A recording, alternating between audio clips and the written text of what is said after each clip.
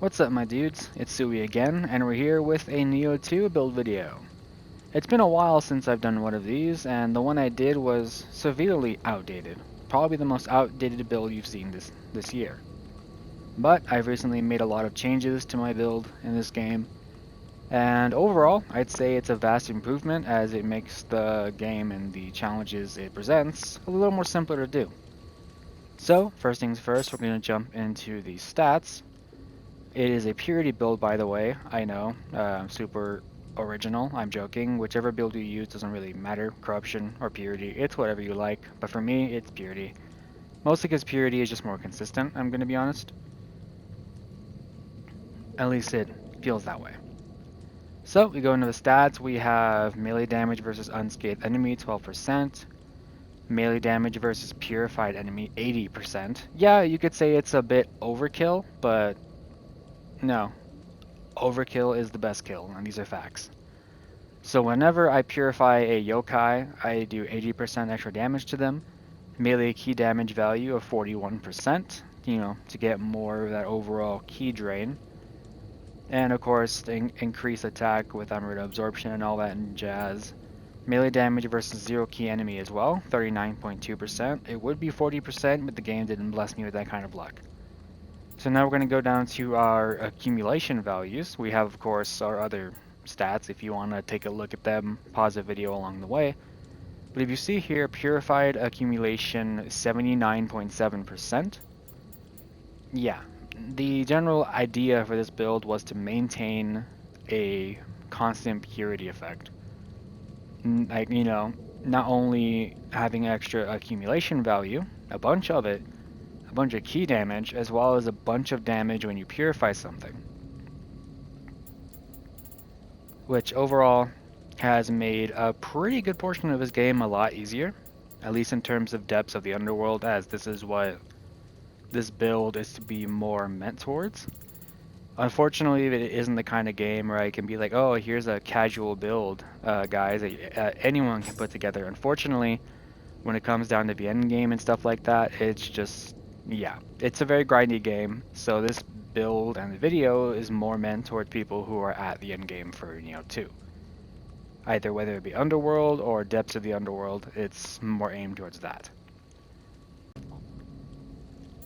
But yeah, these are all the stats if you wish to, you know, pause every bit and then and take a look. It doesn't really matter too much, really. I'm sure that, like, either someone's going to get a better, more optimized build or slightly worse. Realistically, some stats are bound to be different. After all, it's a game pretty heavy on the RNG factor, so not everything's going to be the same.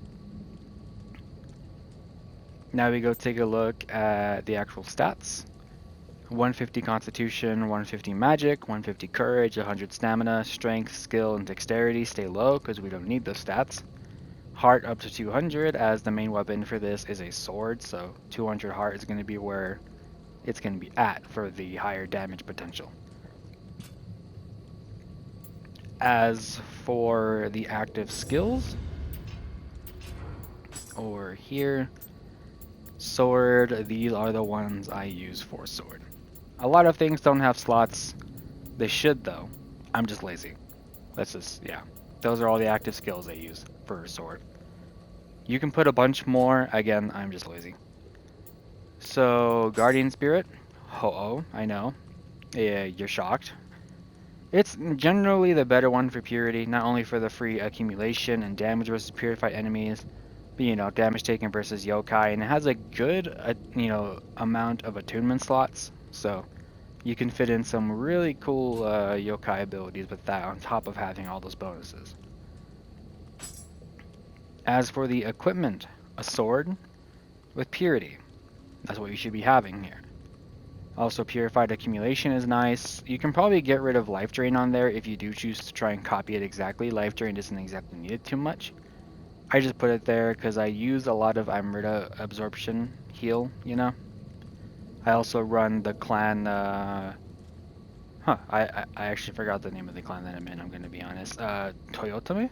Yeah, for the extra life on Amrita absorption. As I just like that. It's good self-sustain. As for the graces, 6 pieces of Oyamatsumi. For the life, guard recovery, damage taken halved unscathed 100%, which is that Honda clan bonus, except this is 100%, meaning when I am at full health, I am guaranteed to take half damage. And then 30% life, just 30% health in general is nice. The melee damage is also there, but I didn't opt for it. I opt for something else, which is the main bread and butter of this build, Grace of Izanagi. Life, key recovery speed, increased defense purification, which isn't exactly too useful. Purified accumulation 30%, as well as melee damage versus purified enemies 30%. This is built around purity, and it shows. And then the 7-piece bonus Cleansing Prayer.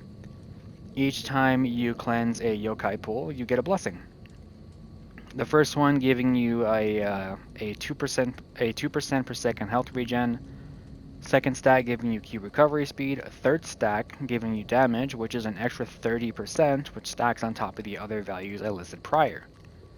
So in all, that's just a bunch of extra damage you're going to be dealing should you choose to be purifying those yokai pools more, which you can use the barrier talisman to do it automatically.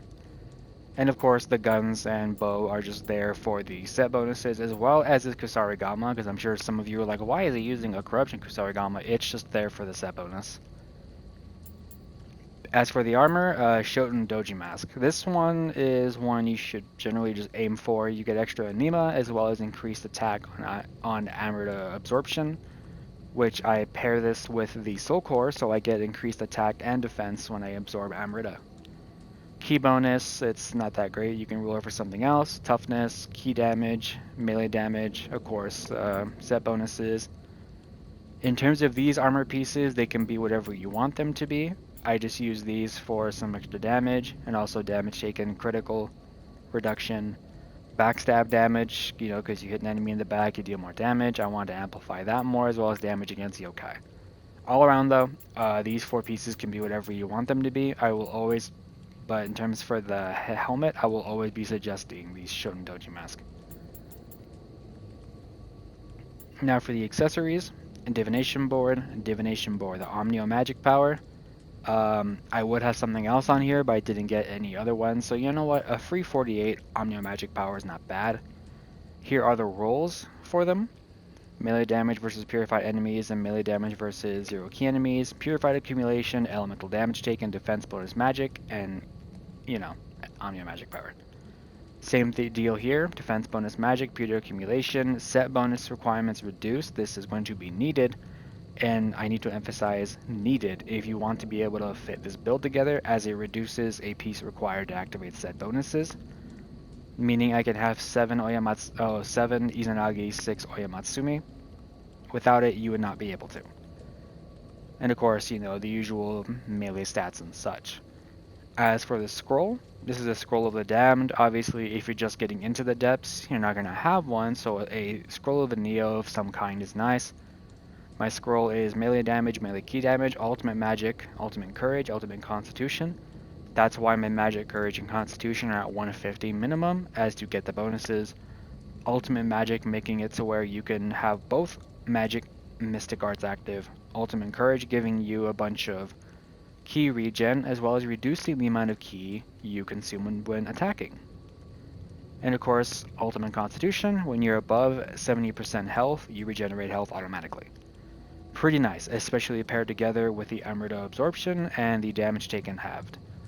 Path of the Ravenous, although Path of a Demon is preferred by most, and there are other types. I'm pretty sure Path of a Demon was the one that increases the duration for your buffs.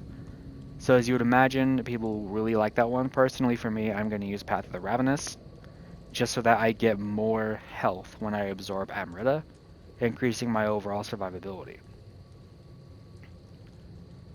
As for these items here, 4 quick change scrolls, because, when you're playing on something where enemies, in the depths normally 2-shot you or something like that, you're going to want to be able to not, just die. Purification Talisman, you increase the amount of purity on my weapon as it increases the build-up value. meaning a weapon that already has purity is going to get additional buildup with this talisman, making proccing purity really easy. Arc Yokai Talisman to increase the amount of anima I get from attacks. Carnage Talisman, for a 40% damage increase on top of what I already have, but of course I take a little bit of extra damage, but that is negated by the Shoten Doji Soul Core. Barrier Talisman to increase my ki regeneration as well as automatically cleanse yokai pools, making me get my Blessing of the Trinity a lot easier. Extraction Talisman to activate Emerita Absorption. The Shoten Doji Soul Core also will proc this effect if you use it. I just have this on so that, in case I don't have any anima or something, it's just there to be there, although this is not entirely needed. The Shoten Doji Core already does that for the Shoten Doji Core ability already does that for you.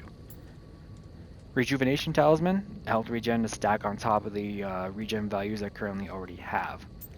Lightning Stop Talisman. Why these specifically? Because I hate the lightning effect. I just don't like the lightning, status effect. I don't like being hit by it. It sucks. Of course, you can swap this out for anything else you like. I just prefer having some lightning stops because holy crap do I hate that status effect. As for the soul cores, Kasha, because Kasha is just incredibly strong. Let's be honest here, I'm sure you must know this. Shoten Doji Soul Core and Bakegani Soul Core, although you can probably swap it out for something else. I just equipped it because of the extra damage taken reduction and attack. So it seemed like a good idea at the time. But yeah, that's going to be my purity build for the depths of the underworld that I like to do.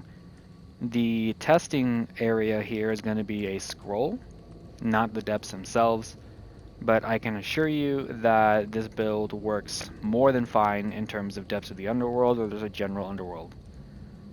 The build, I love it, honestly. I don't ever see myself swapping from this kind of build. It works for just about anything, I'm going to be honest. You can just respec yourself and just build for a different weapon. It works for just about anything.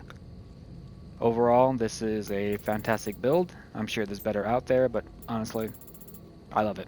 Makes dealing with yokai so much easier. And with that all settled, without further ado, let's get into some of the testing gameplay.